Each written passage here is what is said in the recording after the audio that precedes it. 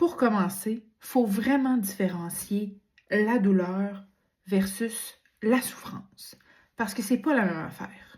La douleur, c'est une sensation qui est inconfortable, douloureuse, mais à travers laquelle il est possible de moduler l'intensité de la sensation. Quand on parle de souffrance, on ajoute une notion de détresse émotionnelle. Malheureusement, oui, certaines femmes vivent des expériences d'enfantement empreintes de souffrance. Mais d'emblée, oui, enfanter, mettre au monde un bébé, c'est intense, ça peut être douloureux, mais ça ne veut pas dire que c'est souffrant. Puis, en fait, il y a bien des affaires que tu peux faire pour prévenir un état de souffrance pendant ton enfantement. Et c'est là que la préparation prénatale prend tout son sens.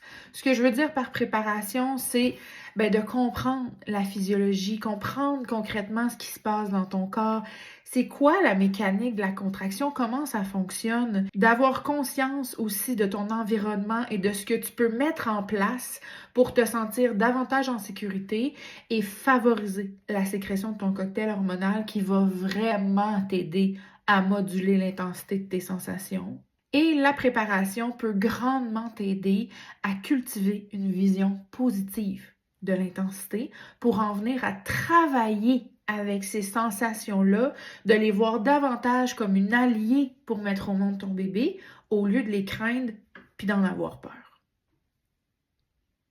Donc, ce que je veux que tu retiennes, c'est que oui, c'est normal, c'est intense mettre ton bébé au monde. Ça se peut que ça soit douloureux, mais il y a moyen de t'outiller et de te préparer pour accueillir tout ça de façon très positive et surtout que tu saches que ça n'a pas besoin d'être souffrant. Puis, mettons que je te fais une petite confidence. Mon plus grand deuil de ne pas avoir de troisième enfant, c'est de ne plus revivre l'intensité des contractions parce que, pour ma part, j'ai adoré ces sensations.